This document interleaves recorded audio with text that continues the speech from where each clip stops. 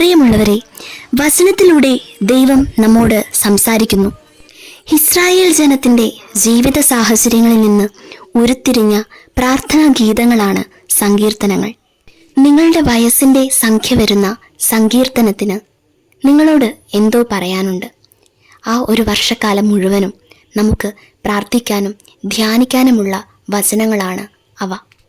നാം കടന്നു പോകുന്ന ജീവിത സാഹചര്യങ്ങളെ എങ്ങനെ നേരിടണമെന്നും അതിനെ ഏത് പ്രാർത്ഥനയിലൂടെ നമുക്ക് അനുകൂലമാക്കി തീർക്കണമെന്നും ഈ സങ്കീർത്തനങ്ങൾ നമുക്ക് കൃത്യമായി പറഞ്ഞു തരുന്നു. വായിക്കാം, ധ്യാനിക്കാം. ഈ വർഷം എൻ്റെ അമ്മ വായിക്കേണ്ട സങ്കീർത്തനം: ദൈവമേ, എൻ്റെ പ്രാർത്ഥന കേൾക്കണമേ, എൻ്റെ യാചനകൾ നിരസിക്കരുതേ. എൻ്റെ പ്രാർത്ഥന കേട്ട് എനിക്കുത്തരമരുളണമേ. കഷ്ടതകൾ എന്നെ അടിപ്പെടുത്തിയിരിക്കുന്നു. ശത്രുവിൻ്റെ അട്ടഹാസത്താലും ദുഷ്ടരുടെ പീഡനത്താലും ഞാൻ പരിഭ്രാന്തനായിരിക്കുന്നു. അവർ എന്നോട് ദ്രോഹം ചെയ്യുന്നു.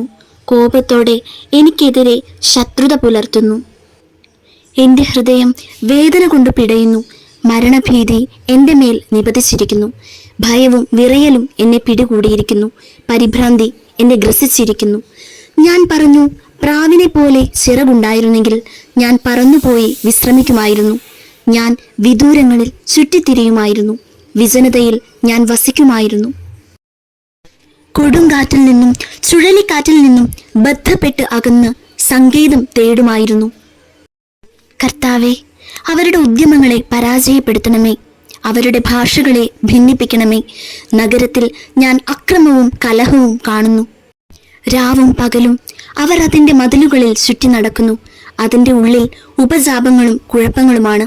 അതിൻ്റെ മധ്യേ വിനാശം കുടികൊള്ളുന്നു. അതിൻ്റെ തെരുവുകളിൽ നിന്ന് മർദ്ദനവും വഞ്ചനയും വിട്ടുമാറുന്നില്ല. ശത്രുവല്ല എന്നെ നിന്ദിക്കുന്നത്. ആയിരുന്നെങ്കിൽ ഞാൻ സഹിക്കുമായിരുന്നു. എതിരാളിയല്ല എന്നോട് ധിക്കാരപൂർവ്വം പെരുമാറുന്നത്. ആയിരുന്നെങ്കിൽ ഞാൻ അവനിൽ നിന്ന് മറഞ്ഞിരിക്കുമായിരുന്നു. എന്നാൽ എൻ്റെ സഹചരനും ചങ്ങാതിയും ഉറ്റ സ്നേഹിതനുമായിരുന്ന നീ തന്നെയാണ് അത് ചെയ്തത്. നമ്മൾ ഉള്ളു തുറന്ന് സംസാരിക്കുമായിരുന്നു. നമ്മൾ ഒന്നിച്ച് ദേവാലയത്തിൽ കൂട്ടായ്മ ആചരിക്കുമായിരുന്നു. അവരെ മരണം പിടികൂടട്ടെ. ജീവനോടെ അവർ പാതാളത്തിൽ പതിക്കട്ടെ. അവരുടെ ഭവനത്തിൽ, അവരുടെ ഹൃദയത്തിൽ തിന്മ കുടികൊള്ളുന്നു. ഞാൻ ദൈവത്തെ വിളിച്ചപേക്ഷിക്കുന്നു. കർത്താവ് എന്നെ രക്ഷിക്കും.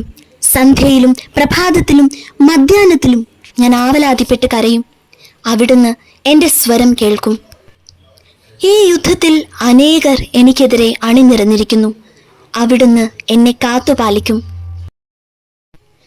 അനാദികാലം മുതലേ സിംഹാസനസ്ഥനായ ദൈവം എൻ്റെ പ്രാർത്ഥന കേട്ട് അവരെ ലജ്ജിതരാക്കും. എന്തെന്നാൽ അവർ കൽപ്പന പാലിക്കുന്നില്ല, ദൈവത്തെ ഭയപ്പെടുന്നുമില്ല. എൻ്റെ കൂട്ടുകാരൻ തൻ്റെ സുഹൃത്തുക്കൾക്കെതിരായി കൈനീട്ടി. അവൻ തൻ്റെ ഉടമ്പടി ലംഘിച്ചു. അവൻ്റെ സംസാരം വെണ്ണയേക്കാൾ മൃദുലമായിരുന്നു. പക്ഷേ അവൻ്റെ ഹൃദയത്തിലോ പടയൊരുക്കം. അവൻ്റെ വാക്കുകൾ എണ്ണയേക്കാൾ മയമുള്ളവ, എന്നാൽ അവ ഉറയൂരിയ വാളുകളായിരുന്നു. നിന്റെ ഭാരം കർത്താവിനെ ഏൽപ്പിക്കുക, അവിടുന്ന് നിന്നെ താങ്ങിക്കൊള്ളും.